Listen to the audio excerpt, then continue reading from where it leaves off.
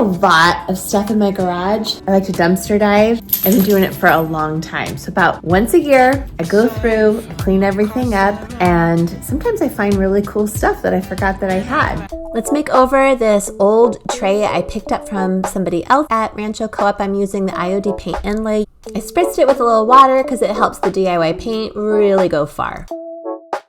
This is all painted the first coat, and I want it to be smooth. This surface is totally non-absorbent, so the paint will stick really well, but it's kind of just sitting on top. So like if you paint something like a laminate or something that's like sealed with like a factory hard top coat. This is not an unusual sight for my garage. I find things everywhere. People give me things, I find them on the side of the road, I hit up garage sales, I take people's stuff from garage sale leftovers. It's an addiction. Totally stick to it. It's just that you're gonna have to work just a little bit harder to get a smooth finish because it's not going to absorb into that. You don't want to put like a really thick one coat on because then it doesn't ever fully dry and cure. Okay, second coat, this is what the inlay is gonna press into. While I'm waiting for it to dry, I am gonna clean out my garage.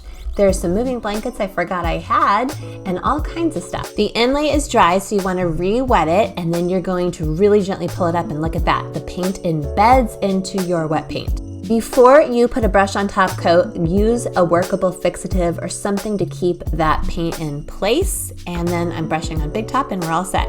Oh, I found my yoga blocks. I was wondering where those were. I found this tackle box in the garbage and I spray primed it and I painted a little bit and did an inlay on the top. Now I'm painting it with DIY paint and Crinoline, and I'm gonna put transfers on it to really dress this up.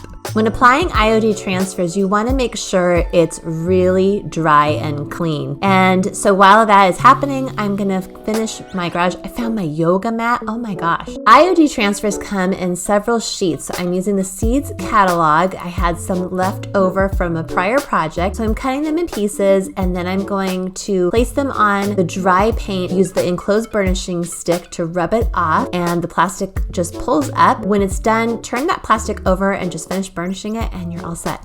I found this coffee table with a broken leg on my way back from an eye appointment. Do I need this? No, but I took it home. I find books all the time in the trash. Books are a number one thing that people throw out and get overpublished. They're so fun to make over with IOD stuff. So I painted them in a combination of crinoline and cake batter.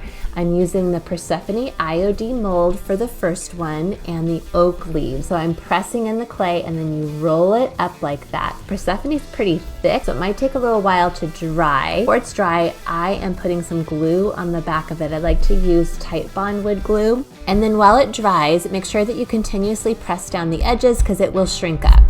And I didn't get rid of this. I don't know why, but I feel like there is a male mannequin top art project in my future combined with some chairs. We're gonna try this again by wetting it and pulling it up. Wish me luck. You never know where the opportunity to find free trash will come from. When I'm out running errands, I often drive behind the buildings because sometimes the best stuff is right under your nose. More dumpster books. I used the IOD paint inlay Delft in Noir, and the Delft inlay comes in all these gorgeous old china patterns, and so you can mix and match and enhance all kinds of projects with them. It also comes in azure. One more book makeover. I also painted this the same as the others, and I'm using the Elysium transfer. So you can see how you just gently lift up the plastic as you're burnishing, and it really just grabs hold to your dry surface. Does anybody need a giant Asian fan? I found 2 of these in the trash. I forgot about them, but found them again when I cleaned out my garage. Love to mix and match transfers. I'm just using all of the scraps and working on the back side of this. Sometimes it's good to just go through and sort of place them without taking the backing off so you can kind of see what you want, and you can see that there are lots of sheets with all the transfers. Because I firmly believe more is more, I am doing the back of that other book, and you can see I'm using the inlays. Okay, this one did not get a full ink down. So I re-wet it and let it dry again, and then we will check it again after it dries. We'll pull it up and see. I totally forgot I had these cool baskets. I need to sell them. I'm using the fixative again. That sets that paint, and then I'll use a top coat. I'm gonna use wax on this.